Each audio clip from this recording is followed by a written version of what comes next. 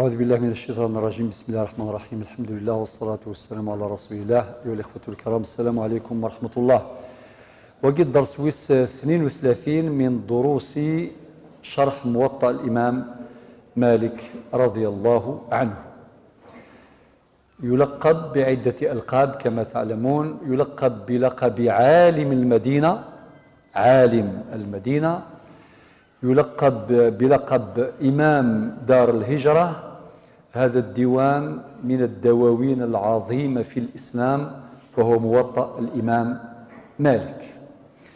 أساقي نبضد الحديث رقم 121، باب تيمم الجنوب. كنت سمي كثير درسني عدنا هضرت في التيمم لويد أحاديث النبي عليه الصلاة والسلام، منها وجعلت لي الأرض مسجدا وطهورا.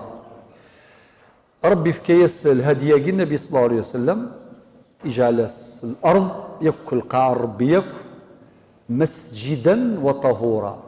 مسجد يعني الإنسان يصلي في أي فضاء نظيف، في أي مجال نظيف. أنت يوف هذه الظال يفلاحا القضنا زمور يوض الوقت نظاليث الظال ندينا في باكال عادي، وري حوايج لا سجاده ولا طابيس ولا فراشيث ولا لا عادي. وهذا من فضل الله عز وجل. يونسي ذا مسافر يطفي الحال اندثيو الحال هذه قاري يروح هذه الظال مسجدا وطهورا. طهورا معناه تيمم ربي سبحانه وتعالى، فتيمموا صعيدا طيبا. الناد الامر التيمم يساد في سوره المائده في الايه السادسه، وفي سورة النساء الآية 43. من بعد في آخر نقطة باش ودنا للناد المتيمم، يعني صاحب الأعذار صاحب العذر، باش يعني هذه تيمم يسعى الحق هذه الصلوات المكتوبات أكن ملات. ولكن في الفقه المالكي لكل صلاة تيمم. يوض وقت نصلي نطهر تيمم الظل ميكشم الوقت. إن الصلاة كانت على المؤمنين كتابا موقوتا. والناد أول باب يخدم الإمام مالك ديال الموطأ باب وقوت الصلاة. مي ديكشم الوقت نصلي تيمم الظل الله يتقبل. العصر كيف ميكشم الوقت تيمم الظل، المغرب العشاء وهكذا. ولكن عند غيرنا، عند غير الفقهاء المالكية خاطئ، إن التيمم ينتقض كما ينتقض الوضوء. يعني الوضوء أصل والتيمم بدل. ما ينقض الأصل ينقض البدل. الزائد لشون زيادة أنه يول ما يفهمان خلاص ورستيمي ما نسمن لان. ولكن ما إلا الجنابة نهضر في اللاس بالنسبة للمرأة مثلا، يعني حائض ثقل نهضر في اللاس بعد شوية. فقط بغض فكر إشارة مهمة أنه ما إلا يون غاسك ما عنده حتى يعني وريو فرمان لم يجد ماء، وريو فرمان ينوذا وريو فرمان. من بعد شاري يخدم تفت ظليث إلا قال تفت ظليث شاري يخدم يتيمم يتيمم يبدا تظليث دخل في الصلاة شرع في الصلاة يبدا تظليث ما إلا وسيوفا مان وريحب سار تظليثيس أذي كمل التيمم. ولو كان مازال الساعة باش يوض الوقت نظليث مثلا يولي غادي يصلي العصر في الخمسة ينوذر يوفا مان يتيمم يكشم ديال الظليث مازال الساعة المغرب. الزمر الصنضة الفلانية حبس وفي غشامان يا أخي. التيمم بدل بين قوسين، البيان بدل للأصل. إذا حضر الماء بطل التيمم، هذه قاعدة نعرفها. ولكن ذاكي لا تطبق هكذا. ذاكي خاطر يكشم ديال الظليث ستيمم وريف ثلاثة ظليث ربي لا تبطلوا أعمالكم. تجي الحجة الأولى للآية لا تبطلوا أعمالكم.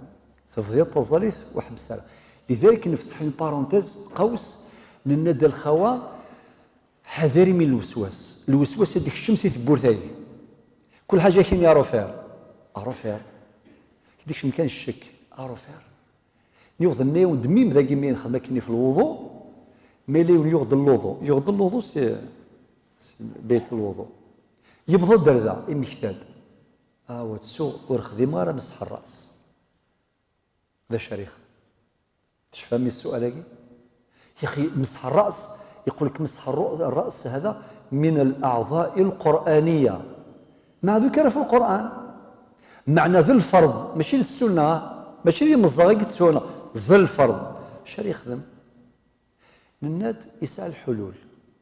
الحل الاول ادي طفى مالو كان وكذا كي السنكه شويه فوسيس هذه خدمك تفرى وحدس ما يكملش يمسح رأسه الذي نسيه. النبي عليه الصلاة والسلام الناد رفع عن أمتي الخطأ والنسيان وما استكره عليه.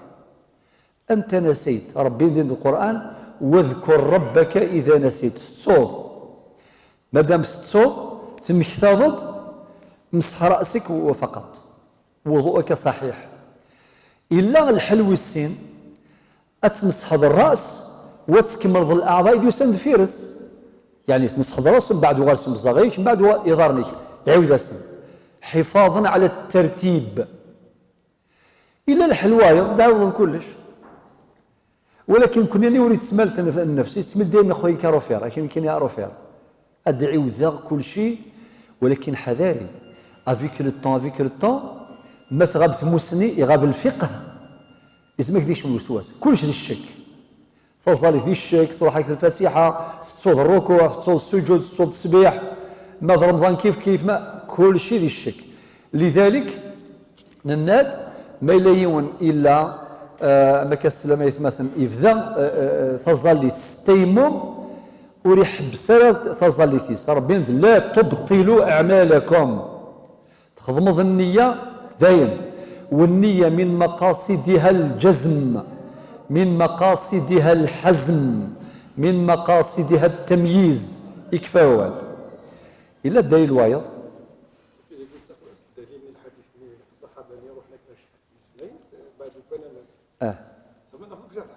لا ناخذ انت ما مالك لا ناخذ الحديث بارك الله فيك واعود الى هذا الحديث حديث ابي داود. طيب الحجة الثانية أنك دخلت في الصلاة بوجه مشروع يعني سيادة ليجيتيميتي سيادة خاطر ربنا يكفت وتوفي ضرا مان تقلبض في ضرا سيبا تكشم ديال الزاليت تيمم تكشم ديال الزاليت والتيمم أمر مشروع ربي دينا فتيمموا صعيدا طيبا اتفقنا المسفهم.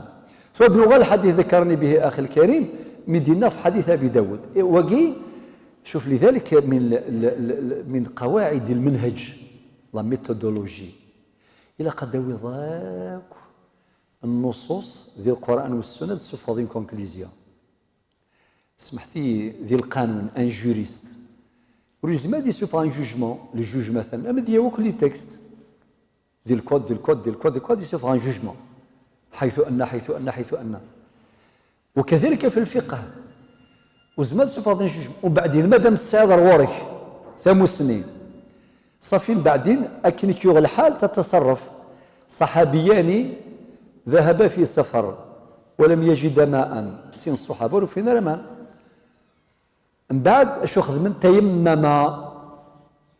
تيمم صافي تيمم في زوج يلا من بعد قبل ذي فات الوقت نزليت وفنمان يوم ذيك السن يعاود يغلظ يعاود يزليت خاطر لا دو بروبابيليتي ذي زماهيلي ما الا سيري ذون اكيد خدمهم مثلا سي الحاجه كاين اذا يعاود غير اللوضو اذا يعاود غير الزليت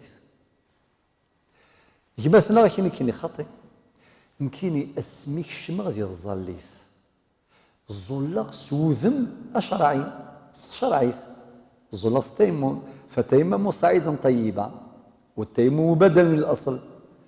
ورتعوض غير الوضوء، ورتساغ الوضوء جديد، ورتعوض غير الزاليث. مي بظن غير النبي صلى الله عليه وسلم وين كانوا نعاود الناس أصبت السنة وأجزأتك صلاتك. اسمحوا لي ميم أحيانا نعود بعض الأحاديث باش نحفظوها في الإعادة إفادة. الناس أصبت السنة وأجزأتك صلاتك. وين كانوا نعاود الناس تبصيد سوا ذي لا سيبل تبض السنة سوا فظلتك أجزأتك، بمعنى ذمتك صارت بريئة لم تعد مشغولة. ذاين تعاود وين كان يعاوذن والسثر يعتسف صافي يتيمم يزول يعاود يغلظ يعاود الزول. الناس لك الأجر مرتين.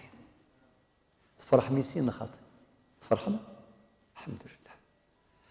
ثورا نكمل ذي باب التيمم دائما، ولكن سيجي مع الحديث رقم 121 فقط. عند المالكية يعاد التيمم لكل صلاة، حتى الصلوات التي تقضى، يعني ما اسم الفوائد.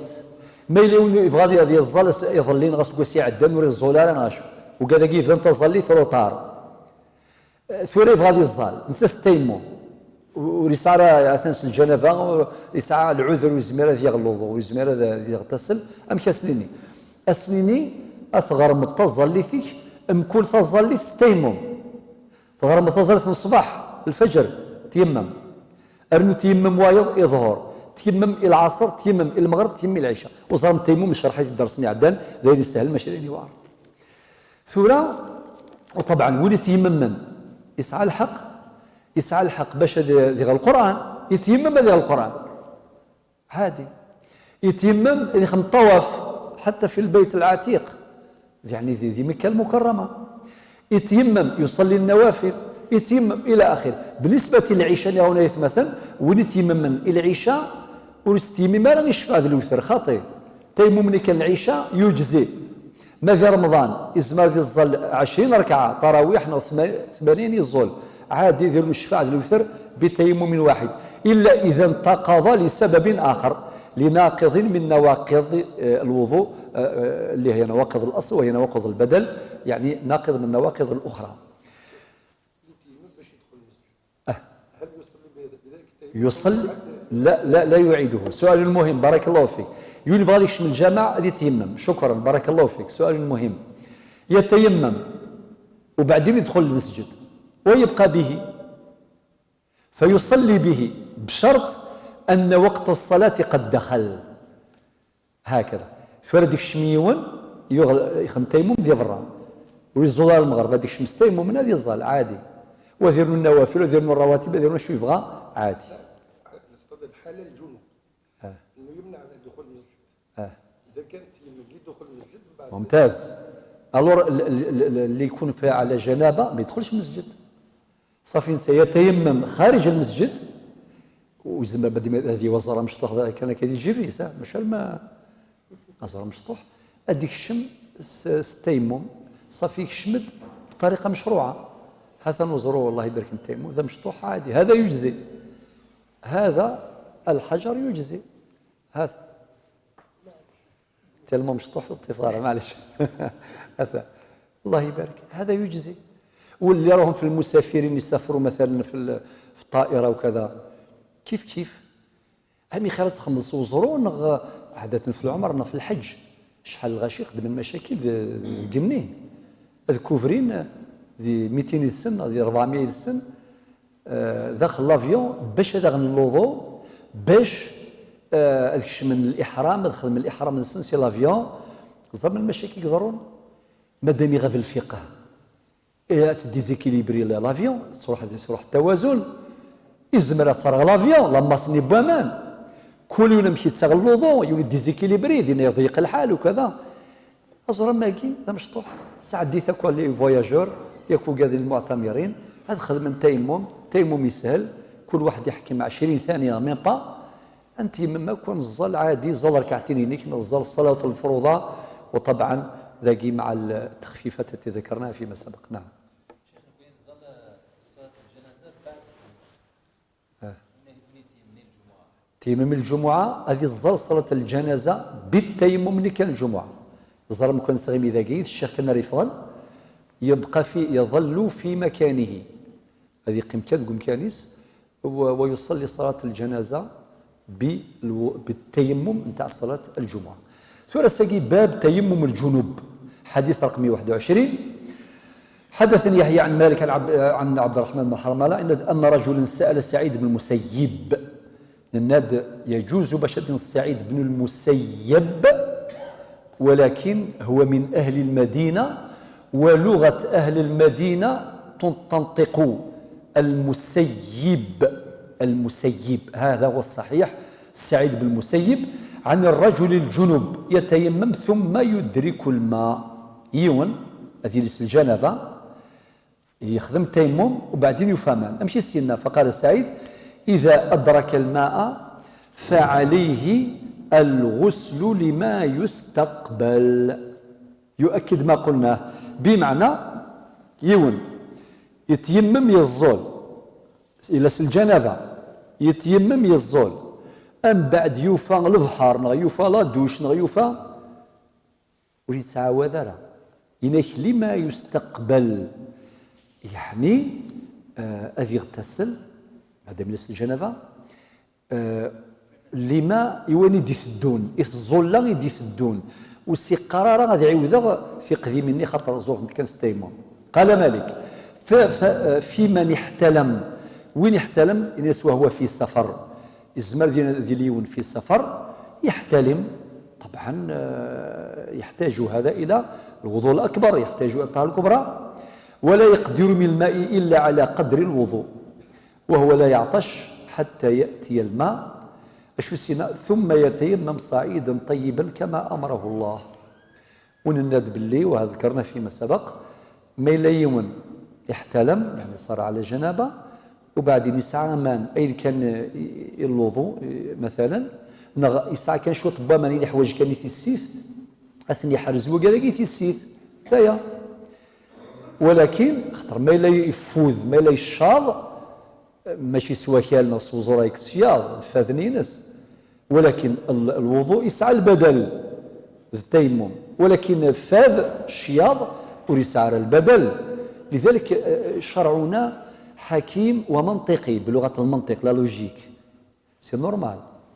لذلك من بعد ثم يتيمم صعيدا طيبا كما أمره الله، أكن في ديوم ربي هي غير دينك. خاطر بعض الناس يحتسب باللي الشغل ما كندير السلعة إلى البرمي شوا دوزيام شوا هكا، لكن ما الوضوء برمي شوا ما التيمم ما بيبري ماشي بيبري ربي ديالنا، ولا الغاشيه الساعه جامي يتيمم هذه قيم يبا سويت زالير كومبلي، لكن جامي الم في غمان يحمان بعد كذا وكذا يغتسل بري اي غير دينا السعيد اسمي ذاك الامام مالك مش سينا ان يس كما امره الله، يعني اكني كي ديوم ربي صافي ذي الامر، ولكن غدينان توظيف غدينان تيممث ذي القرآن ربي يناد فتيمموا صعيدا طيبا في الآية الخامسة والسادسة يهضر ربي سبحانه في الوضوء،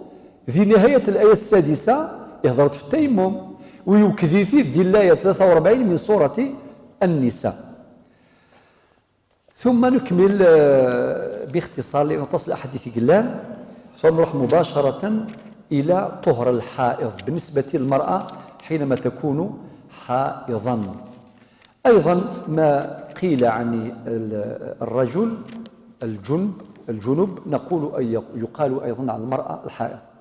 حدثني يحيى عن مالك عن علقمة بن أبي علقمة أشو دينا إنك عائشة أم المؤمنين، طبعا حديثة جن الحيض لن يقدر أمنا عائشة شيء طبيعي لأنه هي أم المؤمنين زوجة النبي صلى الله عليه وسلم، صافي سقسنت التلاوين تسقسى النبي عليه الصلاة والسلام في كاسنت الجواب، وكذلك أم سلمة وكذلك يعني أمهات المؤمنين زوجات النبي صلى الله عليه وسلم.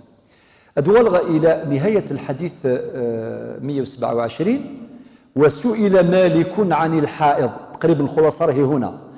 وسئل الإمام مالك عن الحائض تطهر، ثم تصل الرجل يعني ساعة الحيض وبعدين زديث تطهر فلا تجد ماء هل تتيمم، ثم ثلاث الحيض من بعد زديث وثفرمان باش تدوش تخدم الطهارة الكبرى.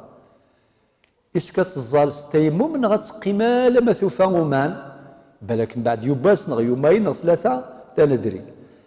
إن هل تتيمم؟ قال نعم لتتيمم فإن مثلها مثل الجنب إذا لم يجد ماء تيمم. أم ثمطوث أم رجاز، أرجاز يلس الجنابة يتيمم ويصلي صلواته.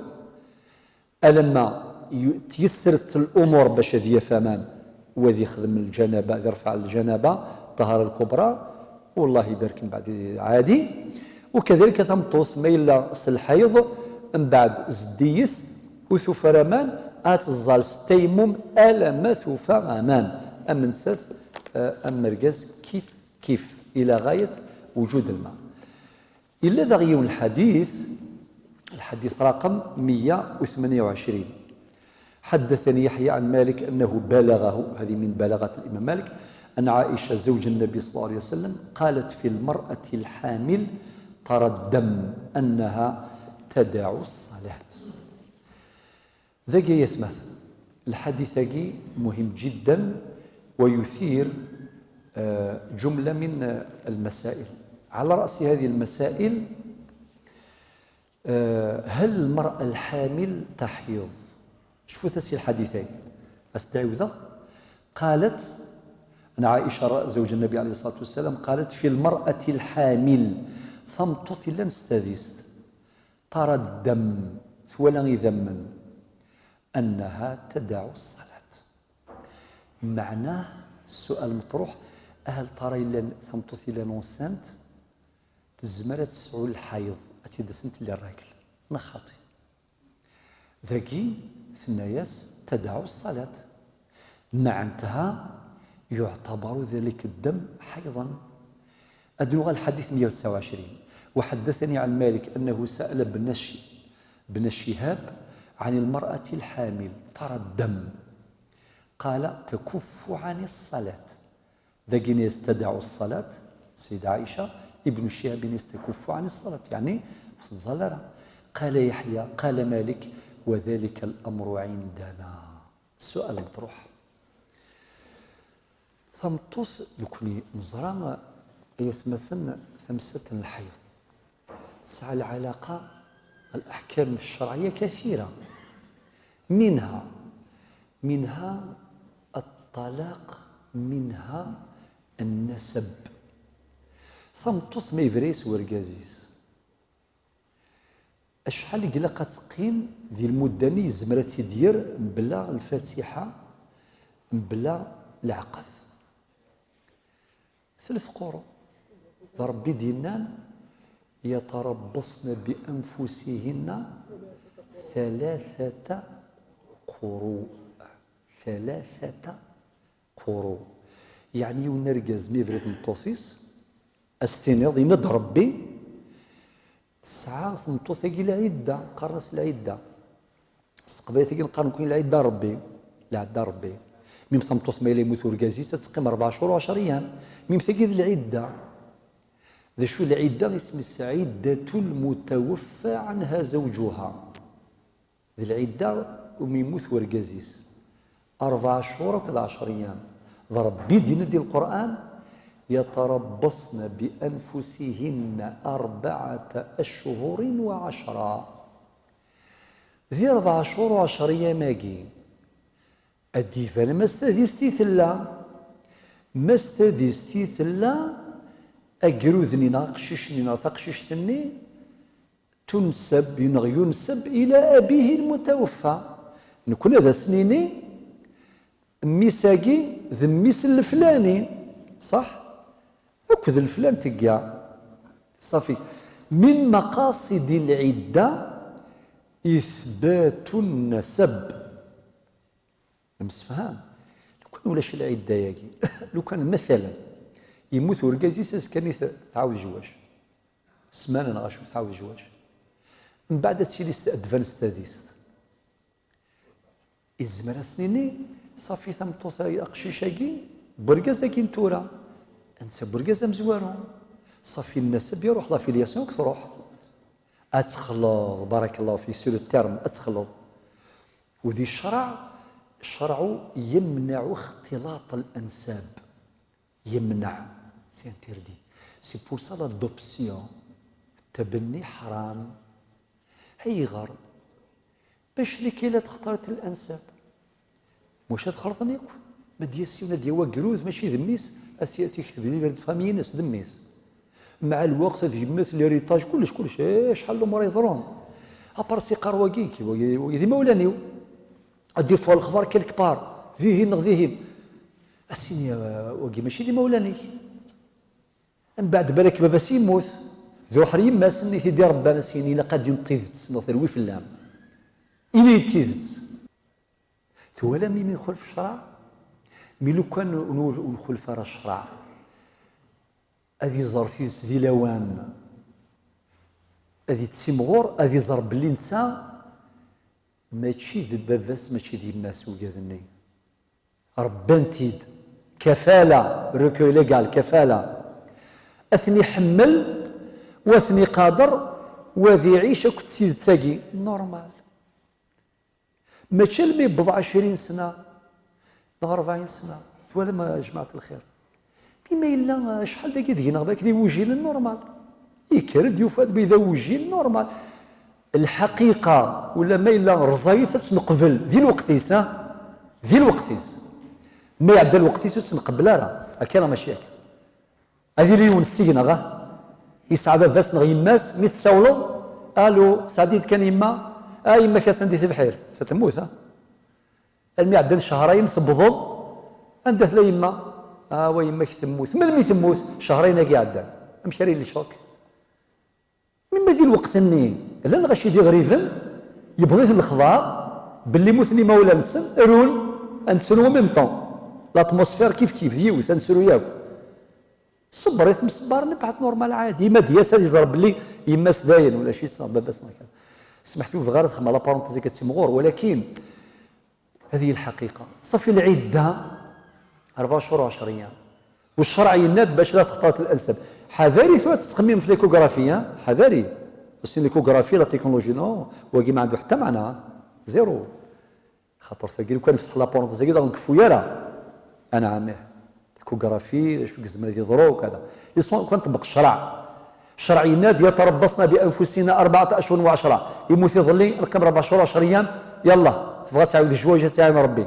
اثبان اونسانت نورمال اباري النسب لا يختلط ينسب الى ابيه بالنسبه للطلاق ما الطلاق 9 3 شهور ابي بري 3 شهور يبقى 3 شهور هي 3 قروء خاطر مده الحيض اقصاها 15 يوم ومده الطهر اقلها 15 يوم طبعا الموضوع ماشي دواء باش نفصل ديكس نفترك انا يعني بطريقه مجمله ولكن السؤال المطروح ما إلا ذي ثمطوث ستاديست صاف دير ولاش الحيض صح يا خاكا مثل ستاديست معناه ذي الدليل باللي ثمطوثاكي وسعر الحيض إما إلا وساتد الحيض يرقز في ثمطوث ربي ناد يتربصن 3 قروء والمطلقات يتربصن بانفسهن 3 قروء الديفان دي 3 شهور ما الا ودوسيناري ذمن صف ديال تنوسانت معناتها دليل على ان المراه حامل صح بلا ليكوغرافي بلا مادام ولاش الحيض صف ديال ثمطوثاكي ستاديست اسيني يرجو يهما لك من ستاديست السؤال العده واستغمار 3 شهور السؤال بالك 7 شهور على ما وأولاة الأحمال هذو قنسيو الآية نظن وأولاة الأحمال أجلهن أن يضعن حملهن. سي بور سا يقرن لك عدة وضع الحمل قد تكون أقصر مدة وقد تكون أطول مدة. ما يفرق القاسية مطوطيس 9 موا 9 موا أقول 6 ساعة بلا كاسي يفرق وسيدي والله كينيك صبيحي أدرفو أزكاني ساعة لقات جوج ميم با 24 اور خطر عادي وضعت حملها يزمات توخض ديالها كلينيك كاع نورمال عادي. إما يفريس كوكورا مزوارو شحال مازال تقيم 8 شهور يثوغ المدة عدة طويلة. لذلك موضوع العدة يحوج التصن التفاصيل ميم لا بيريود ميم العالم مقارن ذا جزائري يبروفي دمك 4 شهور 10 ايام إلا قادين 4 شهور 10 ايام سيونتيفيكمون يكشم ديال لا بيولوجي ديال لا ميديسين وإفكاد العجب ولكن يكونفيرمي وكذد. طبعا نكون نؤمن بكلام الله وكلام رسوله صلى الله عليه وسلم كما أنزل. لذلك ولكن ترى الحديث بغض مشكلة أشو دين الحديث حديث رقم 128 أن عائشة زوج النبي صلى الله عليه وسلم قالت في المرأة الحامل ثمطث لنستذيس ترى الدم أنها تدع الصلاة. مع انتهى أنفهم سي الحديث أرنو الحديث وايض الحديث رقم 129 وحدثني عن مالك أنه سأل ابن شهاب عن المرأة الحامل ترى الدم قال تكف عن الصلاة. السيدة عائشة تدع الصلاة ابن شهاب تكف عن الصلاة. قال يحيى قال الإمام مالك وذلك الأمر عندنا. مع انتهى عند الإمام مالك وعند سعيد بن المسيب وعند ابن شهاب وعند الشافعي في الجديد. شوفوا ثاس خاطر الإمام الشافعي يسعى الفقه في القديم يسعى الفقه في الجديد. إذا ما تدوض الجواب الصحيح أدينيو عند الإمام مالك وعند سعيد بن المسيب وعند ابن شهاب وعند الشافعي في الجديد يعني في رأيه الجديد في مذهبه الجديد ذا شوث أن المرأة الحامل قد تحيض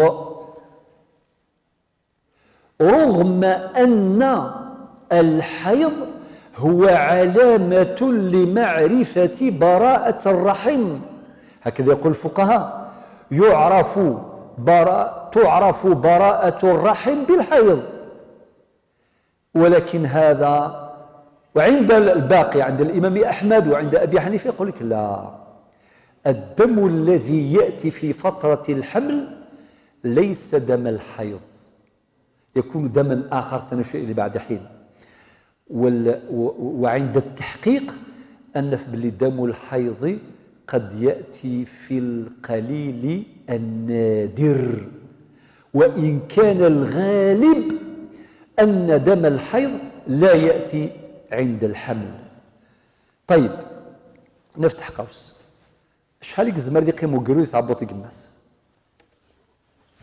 الحمل المدة ثمشطوح شحال 6 أشهر 6 شهور المينيموم 6 موا 6 شهور وثقيت مسفهم ماكو اتفق الفقهاء خاطر القرآن يدينا هكذا واديني الآيات يلا الآيات هناك آيتان سي كذا قد سوفاس لي ماتيماتيكس حسب السوفاس الحساب أيوه تفضلوا 30 شهرا حولين كاملا حمله وفصاله 30 شهرا وبعدين في آية أخرى بعد ذلك الآية نظن وفصاله في عامين. صفي الآية الأولى ثويد مدة الحمل والفصال 30 شهر 30 موا الآية السناث وفصاله في عامين وثوكذيس الآية النظام والوالدات يرضعن أولادهن حولين يعني عامين 24 mois حولين كاملين لمن أراد أن يتم الرضاعة. صافي 30 mois 24 شحال يساوي؟ فهمتي. في عهد عثمان بن عفان تضرى مشكلة بناس تمطوث تهمنت أنس باللي استاذيست ثيرود في 6 شهور صافي أمر بجلدها. ولكن يسد غرسين الصحابي إناس يا أمير المؤمنين إناس لو حاججتك بالقرآن لو كان أكثر نقص القرآن لأقامت عليك الحجة. يهضر أمام المؤمنين يبو يسد الآية ثقي أذغني حبست والحمد لله ثمسل تقي ضرع ذي الزمان عثمان بن عفان وكن ديني بين قوسين اتصل تمثال نوادر سي دي زيكسيبسيون في مقرانين ضرا انت ذي زمان الصحابه. نعم زمان بوكا زمان يا ربي يعفو كل الحاضرين الوالدين والوالدين غاكم بارك الله فيك. والله الله أوذ الفقهاء ني غاون كوني الفقهاء كوني حارز ربي كوني حارز ربي نتاع صح خاطر ربي زرا تسيلي يهجي يسد الوقت ينسفن لو كان دي زمان اجي بالك طاق على منطق بالك واش يضرون خلينا نعاود سيدي الفرائض تظل المسألة في عمق الرياضيات أويد أكبر عالم في الرياضيات في الدنيا إذا شوف هذوك لي بروبابيليتي دو موند هذه الدروش ياك فضوا الصين الشعبية ماشي الجزائر كون يديروا سيدنا فضوا الصين الشعبية الفرائض إلا ندير القرآن أستفضوا الصين الشعبية نورمال مثل الحالة ثلا parmi ملايير الحالات اللي تسدي مليار لي بروبابيليتي تضرى يوث كان يقدران فقط تضرى ذي الزمان علي بن ابي طالب فقط وحكاو انت ما شاوت ديال الريطاج حاجه دقيقه جدا يرنا في كاس امتحان كوفري ذا اللي يلحقوا الجامعه باش هذه الظال الجمعه تساد ثمطوس سقساتنا يا امير المؤمنين يموت ورقازي وضرى كذا كذا كذا كذا أويتيام مادام يسعى الدريا أويتيام ميتي لقد فأ نفيام سي ماتيماتيك يولي غير المنبر سيخدم يخدم ويسعى الكالكاتريس ويسعى الاورديناتور هذا غايف كاس الجواب ندير اس ام اس كي كنت درني غاسي ما تفهم نعاود اول اس ام اس دوان يشكع اس ام اس وثي فهمن صمتوثني اكد بعض الصحابه خاطر سي فوره لو كان لي طابو تيتشرح ماشي الساعه الناس الجواب في ذا المقدمة الأئمان الخطباء الناس الحمد لله الذي يحكم بالحق قطعا وإليه المآل والرجعة ولكل امرئ ما يسعى وصار ثمن الزوجة 9 مع انتسي قرى ثمطوث قول يتساوي ضيويتيام تساوي ظن نفيام خاطر في ترواسي 24 سي 8 اسمي ثغال ترواسي 27 ثغال النفيام ثقف ريوث فقط سقوس نيار السا قرون جامي ثارت مسيرة الناس سبحان الله سيدنا ما كان يبارك يا ربي ضربي يقصد بها ثورة دنوغال 6 شهور نمسام 6 شهور ثورة يا ونروح سندن يظن عاش على رقيم ثعبط كماس أقصى مدة لو كاين قراوك تقضي أكن من الله ذراون 9 إذا راون 9 واقي الغالب ميوا ذميسن 10 وذميسن 11 ذي لونفي ذي يونيفرسيتي خدمه لا كيستيون هاكي لونفي واحد 600 لي ستوديون اسيني سقسيت ذوك خام فكتي الجواب توجور تسافر 2 3 4 لي ستوديون بارمي 500 600 اكيني كينسقسا غدا تقيم 11 شهر واكيني تقيم 10 شهور لا بريبار 9 شهور بون زي كان كيشوف انا قبايلي ثاني يطص تساوني قطس لا بارونتيز كي غزيفت مليح وكذا الكمله. المهم ابو حنيفه الإمام أحمد، الإمام الثوري، وكذا كيش قارن المرأة الحامل لا تحيض فإن الحيض دليل على براءة الرحم. لذلك الفقه يا جماعة الخير من مقاصده المخ يخدم ولا انت من بعد هذا من الحلول من بعده الحل ثورة الأصل أن الحيض دليل على براءة الرحم، والاستثناء ممكن ويعرف بالخبرة أو بأهل المعرفة، لأن دم الحيض المرأة تكون دم الحيض والزهرة شوف يسكت دم الحيض من الاستحاضة، وسنصل إلى هذا بعد حين. وتجور كاين ليكسبسيون كي كونفيرم لا ريغل، يعني القاعدة أو الاستثناء الذي يؤكد القاعدة. إلا قد اختار خاطر تصل المسائل الدقيقة قلنا تصل التفاصيل، ثم نروح مباشرة إلى باب في المستحاضة. طيب الاستحاضة دم الحيض ذي زمن دي سنة تمطوط من كل شهر ينتظر، إما ذي قيم يومين أو 3 أيام 4 أيام 5 أيام 7 أيام سقاس للراجل، يعني عادة شهرية، ممكن يوضع 10 أيام ممكن 12 ممكن ما ب 12 وتستظهر ب 3 أيام. أقصى مدة الحيض 15 يوم وأقل مدة الطهر 15 يوم. ولكن في كوال ثمطوس أدي تسني زمن ماشي دم الحيض، دم الحيض يعرف عنده 6 لكل ساعة، ولكن واش تمر تفاصيل خاطر خاص يعني بالنساء، ولكن في غادي نغ 6 لكل ساعة من ثلاث ناس تقلقنت اكثر سندي ذمن ورزري هذا شو ثن يسكت دم الحيض لا ماشي دم الحيض، سورتو المرأة التي تضطرب دورتها في قادي السندواوي في قادي تقلقن في قادي هلك انت الى اخره، اتصف بيرتربي كامل في رمضان معظم شحال تلاوين بيرتربي كل عاد نسن بعد وزري ما دم الحيض دم الاستحاضة. دم الاستحاضة هو دم مرض، دم علة، دم فاسد. هذا ثمتث الاستحاضة أتظل نورمال ذا من كل تظليث استغلظه خلاص. ثورة أدنوي والحديث 132 عن عائشة زوج النبي صلى الله عليه وسلم أنها قالت فاطمة إلى آخره مثلنا أشو يصير النبي عليه الصلاة والسلام في دم الاستحاضة إنما ذلك عرق وليست بالحيضة. النبي عليه الصلاة والسلام في كيس الجواب حاسم إن يس وإذا من ديوسان أبري للراجل اسمسن دم الاستحاضة، ولكن النبي عليه الصلاة والسلام إنما ذلك عرق جمعه عروق صافي ماشي دم الحيض، معنى الأحكام تختلف.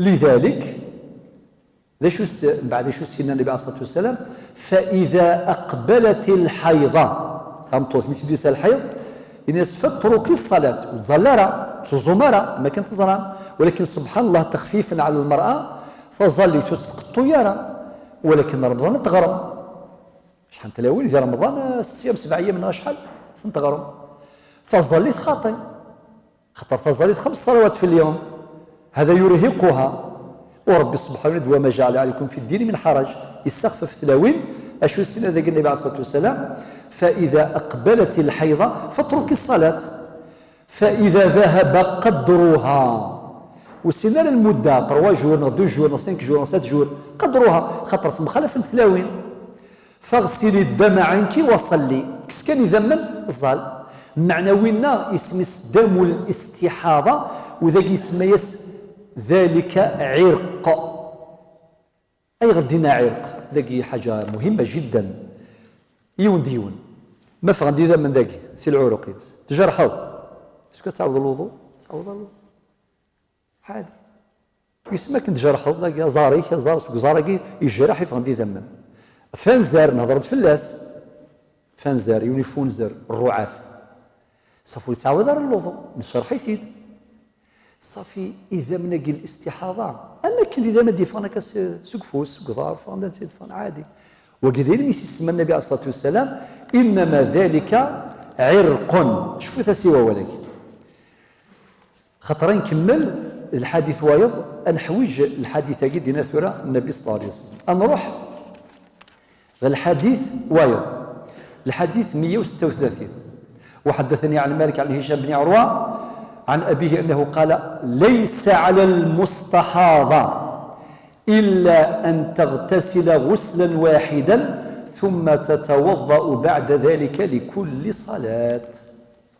باش نفهم ذاك يا جماعة الخير، يعني معنى الحديث هاكي ثمتثلنس الحيض يكفى الحيضيس تغتسل ترفع تخدمتها الكبرى ذاين أبري ذمني ديتساس نوياض وكذاكي دم الاستحاضة أتسغ الوضوء لكل صلاة وفقط. عليك نور. شوف السؤال مهم تفهم مسخ المستحاضة أتسغ الوضوء لكل صلاة، ماشي تغتسل لكل صلاة. خاطر بعض النساء والفيمات كذلك تسفرين تنسى مع دم الاستحاضة دم عرق،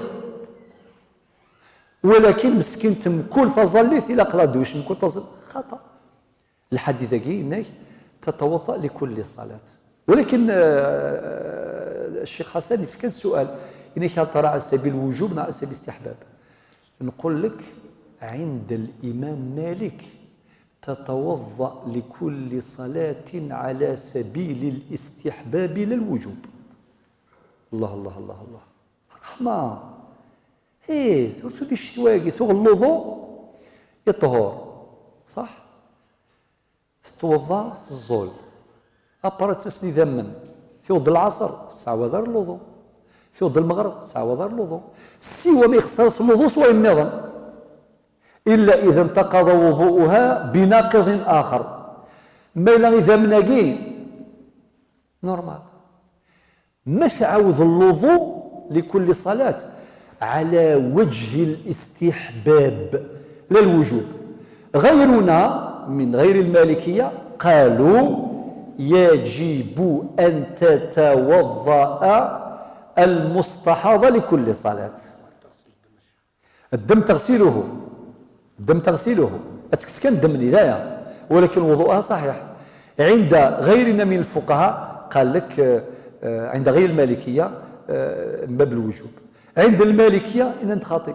لذا الإمام مالك روى هذا الحديث الذي بنى عليه مذهبه إنك دم وعرق، إنك النبي صلى الله عليه وسلم إن ذي ذمن أما كان دفغني ذمن سكزوران خلاص. ما دام الرسول صلى الله عليه وسلم دم وعرق، لذلك نأخذ بما قال النبي صلى الله عليه وسلم هذا الحديث الصحيح. لذلك نجد أن من كبار علماء اللي راهم علماء الشافعية والحنفية والحنابلة علماء أصحاب مذهب، يعني فعل المذهب الشافعي غير المذهب الحنبلي، ولكن اسمي غير الحديث كي قرنا أدنو غالا لما شو دينا النبي الإمام مالك خطر يعتمد في الحديث كي دينا النبي عليه الصلاة والسلام ذي العرق، معناه باش تدي السفهم وهو دم فاسد، دم علة إنه دم عرق. ثورة نكمل نروح للأحاديث وين خاطر تصل المسائل مازال لا أدري كم بقي من العشاء. الله يبارك ما شاء الله ربي يبارك فيما بقي منه. ثورة نروح مباشرة إلى الحديث رقم 137. ايش الحديث هذه؟ عن عائشة زوج النبي صلى الله عليه وسلم أنها قالت أتي رسول الله صلى الله عليه وسلم بصبي. النبي عليه الصلاة والسلام بغينا سد أقروذ صبي قشيشة مشطوح فبال على ثوبه. أقروذني يطفيث النبي صلى الله عليه وسلم ذغا يسرحا سوى ما انتسع. قلت كان استقبالي تقرزه سبحان الله. أما ننتسع هي وندير يطفى قروذ يطفي بعد بس نطبق تشرح نسي الحاجه قويه. استقبالي توجور تسكن اول مهذب استقبالي ذا توجور تساوي اول يحذقن حنينا لا يخدش. فلو كنقولوا البول عادي في مجالس العلم لا حياء في العلم، الغاشي المسقاكي لا حياء في الدين ماشي هكا لا حياء في العلم، خطر الحياء من الدين النبي عليه الصلاة والسلام في حديث أخرجه الإمامان البخاري ومسلم إنه خاصة الرواية تاع الإمام مسلم إنه والحياء شعبة من الإيمان. وفي حديث آخر الحياء خير كله. في حديث آخر الحياء لا يأتي إلا بخير. وفي حديث آخر لكل دين خلق وخلق القرآن الحياء. شحال الأحاديث قلال صافي قرا لا حياء في الدين يريد لا حياء في العلم. ولكن ممكن يولد الذي يقيم في مجلس مثلا عائلي وكذا غادي يستخدم اللغة مهذبة. نعم ربي سبحانه في آيات كثيرة يستخدم هذه الألفاظ. لماذا؟ لطيفة جدا تعبر عن المعنى وترفع الحرج. يكون يستقبل هيك أما انتسى. المهم ذاك مركز مليح خاطر إلى المكة فيه شوية تفاصيل مهمة. بنسد الصبي النبي عليه الصلاة والسلام أتي رسول الله صلى الله عليه وسلم بالصبي فبال على ثوبه. لها تعود على الرسول صلى الله عليه وسلم يعني السمساس وقروذ يقششني اشتغل في صلى الله عليه وسلم السمسيتم سواء من تسى. فدعا رسول الله صلى الله عليه وسلم بماء ينسب وثيدما أو وثيدما فأتبعه إياه. يعني أمن تسني استدفع سنمان أمان الماء المطلق. أماكن الظلام الماء المطلق هو الماء الذي مطلق من غير إضافة أو قيد. هكذا مياه الآبار ومياه الأمطار ومياه البحار ومياه الأنهار ويكون شرحت فيما سبق. شفا الحديث هاكي أدنو الحديث وان حديث 138 وحدثني عن المالكي إلى آخره أنها أتت بابن لها صغير ثمطو ثاقي ثبيد مثل مشطوح. النبي صلى الله عليه وسلم لم يأكل الطعام. صافي لقد نجمع كل الأحاديث باش تستفوض الحكم الفتوى. صافي ماشي يقولوا صافي نضيع شحال 3 4 شحال عمريس يسد الحديث هاكي رقم 138 يفقنا غيد باللي الصبي ياكي خاطر الصبي الطفل ننوذ الطفل ذاكيناك وين نتشارى القوث خاطر ما يبدا يتسلقوث وحدث حبس يتغير الحكم. إما إلا مازال يتطوض غاس ما يتشلقوث توجور الصبي عادي. أما أنت سينس أنطبق فرس الحكم هاكي خاطر أصبح الحليب غذاء أساسيا له غذاء أساسي. أما بين قوسين الرضاعة ما هو الرضاعة الذي تثبت بها الحرمة؟ ما حصل في الحولين كما ورد في الحديث. هذا واحد مثلا قشيشه كاع واحد يجوج اكتني يما كرجو فقشيش تني تبغى تستغاض تضر غوري تقول لك خلق مونكات استني ايما من مثل تضر غورم اكتني واحد سميت ساعه 3 سنين ناس نورمال اسميت ساعه سكواس باين دولت ماك اسكواس النص دولت ماك معناه العامل كم هاي غار خطر اي فكيت صغري ماك غذاء اساسي غذاء اساسي ماشي سكسواري تشغالي فريت غير ما قران ذاكي معنى الحديث في قند اشو دينا اتت بابن لها صغير مشطوح لم ياكل الطعام يعني مازال يبدا يتسلقوث الى رسول الله صلى الله عليه وسلم فاجلسه امشي سقرن يربي استقباليث استعرف يربي استقباليث نختيت استعرف عرفت كان بكسر الحاء نغبي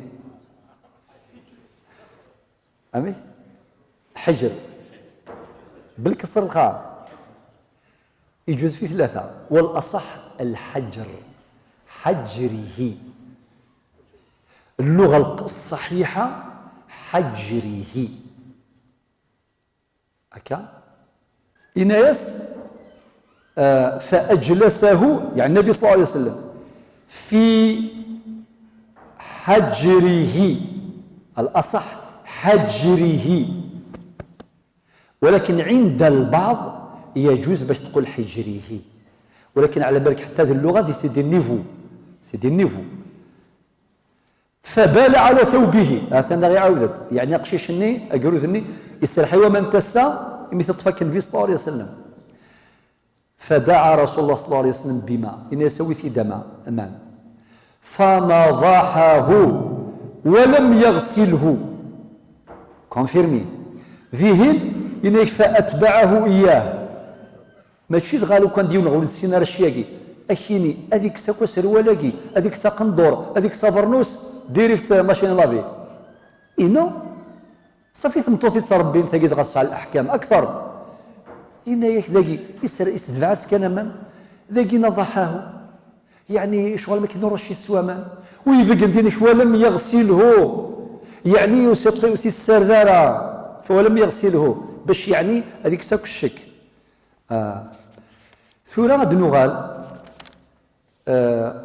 الحديث أنقارو، ولكن قبل الحديث أنقارو بس أنا قيم كان ديال الحديثين باش نظهر النبي صلى الله عليه وسلم يصارح ما تقوليس هذه طفي قرذان السمس نسوى من تسا عادي خطرني غاودي خي الموطأ كتاب علم وفقه وحديث وتربية مفهوم باش نفهموا كذا. هذا النبي صلى الله عليه وسلم يطفيث وكذا بياخذ الامام مالك الاحاديث كي عادي تطفي قرذان نورمال اكي السمس ومان روشي السوامان يرنا دون وسواس باش يسقط واقيله. الحديث سنختم الساقي سمحت لي مادام ودي قيمه تصل الوقت شو السؤال اللي اسكي شيخ الطعام اسكي انت في الميزان انه لم ياكل الطعام لا غنطف الرضاعه مده الرضاعه الحوليه.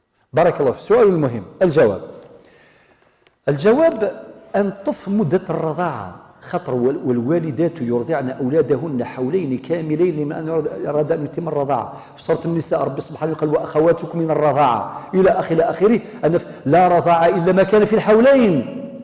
معناتها يغار خطر الغذاء الأساسي الطفل ضيف كي قماس نمسفهم ذاكي ميلا يغال الطعام هو الغذاء الأساسي معناه تجاوز العامين مكسنا صوت ضاء قبل ذاكي يغال في الغذاء كان أنطف بالغذاء وينتهي الإشكال. نعم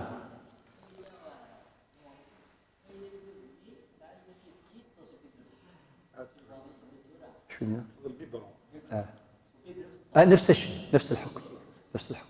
نأتي إلى الحديث رقم 139 في باب ما جاء في البول قائما.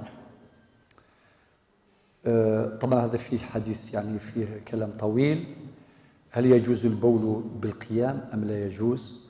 ذنو كان سجيم الحديث كان حديث 139.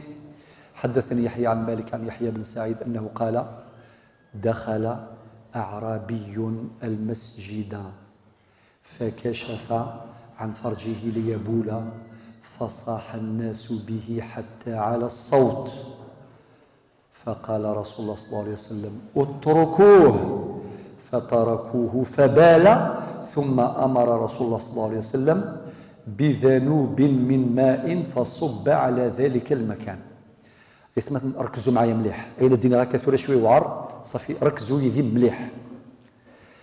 أولا القصة ذي الجمع النبي صلى الله عليه وسلم يكشم ديون أعرابي سي البادية يكشم كرمكم الله يروح ديريكت هذه الطيارة من تسا يبول داخل الجامع خطيرة ركزوا معايا مليح. بعد فصاح الناس أكيد يسال ذي الموطأ شفو ثاسة فصاح الناس به حتى على الصوت يعني الغشي سغن عقضن يعني شو تخدم ذاك وقي أكيد يسال ذي الموطأ. ولكن ما نقال البخاري النف يوث الرواية فزاجره الناس يوث الرواية فثار إليه الناس يوث الرواية فتناوله الناس. في ذي البخاري أضمت في البخاري ما تغرض البخاري الحديث نفسه هو سما شوت ديوث أرجع عربي شمد كرمك الله هذه الطيارة من تسدي الجامع ذاك ذي الحديث يديو الإمام مالك إنه فصح الناس به حتى على الصوت رزن الصوت إنسان يعني شو تخدم ذاك ولكن ذي البخاري يثني الرواية أمشي دين البخاري فثار إليه الناس ثار من يروحوا يعني شغل زعف الفلاس روح نرواس ثورة يثني الرواية فتناوله الناس شغل طفنت يثني الرواية فزجره الناس شو قرن حبس أقلك السمس ضد الجامع حبس باش نفهم سي الحديث رقم 139 ورد ينسيون ولو كان يخطئ معليش يهمني ما تفضل الروايات مختلفة شادين حكم في علم الحديث في صميم علم الحديث مش شادين لا ينظر معناه هذا الحديث رواه الرواة بالمعنى يكويث ولا ذاكي فرضا كوين نحضر كل يوم كاين ديرويه يولا كايني طفنت الغاشي ولا كاين يبغى السفالي ولا كاين يزعف الفلاس ونعقد الفلاس صافي الروايات تختلف ذاك يثار امر مهم جدا حكم روايه الحديث بالمعنى وقي حاجه نظم حكم الروايه بالمعنى السلمه كاين قال النبي صلى الله عليه وسلم فيما معناه السلمه ولا قي وقي ساعه تصبه والو حوايج كونفيرونس ولكن الروايه بالمعنى هو المفروض الروايه باللفظ حينما تكلم الرسول صلى الله عليه وسلم يري اللفظ من قبل كل يوم ما يجوز في الحلال ولكن ذاكي اسمح لي اتركوا هاي ذا الى ذي الحديث عند النبي صلى الله عليه وسلم يروح ينايس وينا ينايس الجامع يتوخدم الظليف يتوخدم لذكر الله يتوخدم لقراءة القرآن معليش مادام غادي قيمة تصل الوقت سأذكر هذا في نهاية الدرس يعني حكم رواية الحديث بالمعنى أسني شوفوا وانا ديني غسان خطرت نحويج من بعد ولكن قبل ذلك ثورة قد نهضر في الحديث هيد نشرح الحديث نفسه معناه النبي صلى الله عليه وسلم إن يتركوه أي غاسين يتركوه خاطر يون يفذا يستير من تسا أي غير السمان اللي طوال السمان بيت الراحة خاطر بيت الراحة إيماجين كان يون ديوان أكنا ريكش مكان يا أخي سيري واقين غلا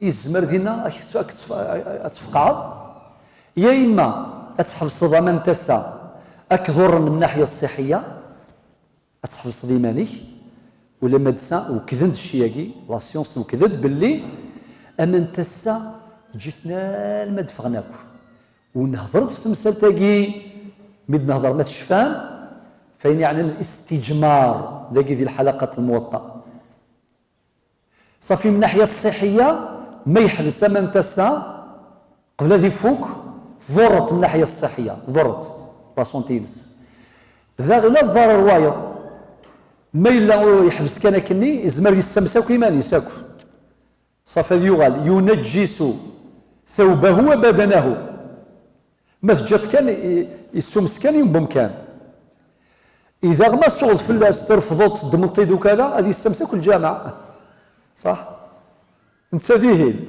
تفهمتي ذاك اللي يغال الجامعة كي يستمسي ذاك انا ماشي هكا ولا لا لوجيك اش ودنا خير ينبم كان لذلك النبي صلى الله عليه وسلم يقول اتركوه اجتث يقول كان رحمة النبي صلى الله عليه وسلم اتركوه من بعد شو يكمل فتركوه فبال يكمل الأعرابي مني عادي أكمل بوله أو بولته ثم أمر رسول الله صلى الله عليه وسلم بذنوب من ماء فصب على ذلك المكان أمر إن يسوي ثيد ذنوب ده شو معنى الذنوب؟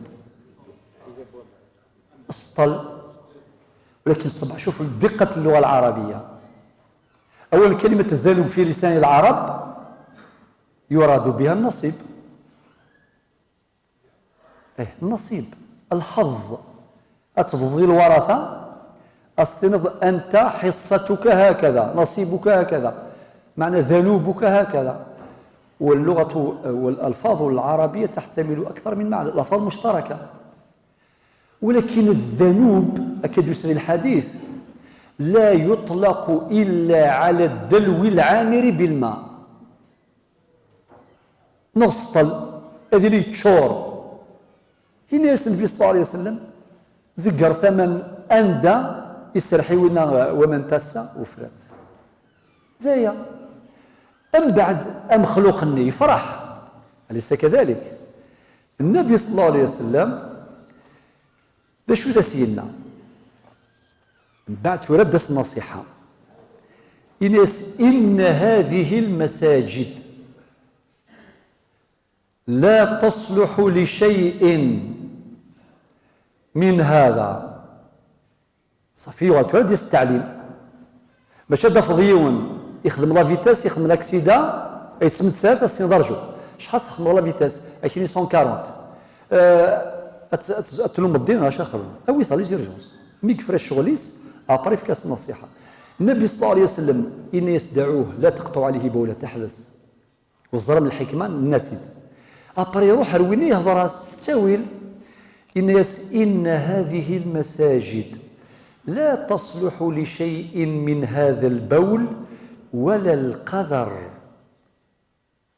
كملت الزيادة ولا القذر إلى قد قيم الجوامع دائما الزديث، إنما هي لذكر الله عز وجل، الجوامع لذكر الله والصلاة وقراءة القرآن. اتفقنا. طيب تفرع ثورة السؤال يكون دفكير وتفكير الجواب. ثقي السؤال يكون دفكير هل تجوز رواية الحديث بالمعنى؟ مسألة دقيقة عميقة كانت محل نقاش كبير بين الفقهاء وبين علماء الحديث، وهذا النقاش أثمر 6 آراء. هذا هو كان 3 نصيك المهمة وكلها مهمة، ولكن أرجو العلماء نند الأحاديث التي يتعبد بها لا يجوز روايتها بالمعنى. وكذلك مثلا سمع الله لمن حمده وكذا الحديث هل ترى يجوز أدريني سمع الله لمن شكره، لا. سمع الله لمن مدحه، خاطئ. سمع الله لمن حمده. ذي السجود سبحان ربي الأعلى وزمرة سبحان ربي الأعظم، لا. حصل إجماع بين العلماء مفاده لا يجوز رواية الأحاديث بالمعنى إذا كانت يتعبد بها. شوفوا ثاس يعني تقدر تشمد العبادة بالإجماع وتتقضى المعنيس سمع الله لمن حمده يا ربي يسلم ولتي حمدا خاطر الزميضة ديال مش تقضى مبتدع مش قضاء سمع الله لمن شكره، الشكر هو الحمد او مدحه او لا اتديني اكني قلا خاطر كذا احاديث راهي في العبادات، ولكن الاحاديث الاخرى في التجاره في كذا في كذا الى اخره مساله خلافيه. الراي الاول لابن سيرين وابن عمر رضي الله عنهما لا تجوز روايه الحديث بالمعنى إلي ثد باللفظي متسنظر القرار. هذا رأيهم، طبعا عندهم حجة كل حاجة بالحجة ماشي كان اختلاف في بريكان. الرأي الأول لا تجوز رواية الحديث بالمعنى. الرأي الثاني الرأي الأول صافي لابن سيرين وكذلك ابن عمر، والرأي الثاني تجوز رواية الحديث بالمعنى لمن يعرف اللغة العربية ويعرف تراكيبها وتصاريفها. ماشي لامبورت هاو الناس على الباجاج يسن تعرف معنى غاس هذيك السوا غادي روايض يقرب الغرس خاطر يسعى ماشي بيبري. وهذا الرأي هو رأي جماهير العلماء ورأي الأئمة الأربعة، الإمام مالك، الإمام أبو حنيفة، الإمام أحمد، الإمام الشافعي. وهناك رأي آخر إن لطيف، تجوز رواية الحديث بالمعنى لمن نسي اللفظ وتذكر المعنى. هذه اللفظ تسوء الألفاظ ولكن المعنى شفي غاس، المعنى سور هذه دينيخ وتشفى باش يكون دينيخ في الأحاديث النبي صلى الله عليه وسلم ديالنا من كذب علي. اشو يقول العلماء مخالف في المسألة تاعي الأحاديث ديالنا حذاري ولا ديس يدب في النبي صلى الله عليه وسلم مين هرانا لو كان يسيو لكن ينادوا كي غاض الحال غلا سير كدني غير ولا كي غاض الحال شي كي غاض الحال لو كان ديسيو المفتي الفلاني يفتاد غادي يكون يسعى لي سوليسيون فاسيله حاشا لي ما يستاهلش. اكيني نادى وقال فلاني يفتاد كل شيء بيبري وقيله هذه غاض الحال كاين خويا اني دا شو دني غنك ودقرا شو دني غيرها. وما أدرك بالنبي صلى الله عليه وسلم من كذب علي متعمدا فليتبوأ مقعده من النار. وين دي سيدفن في النبي صلى الله عليه وسلم يعمد أم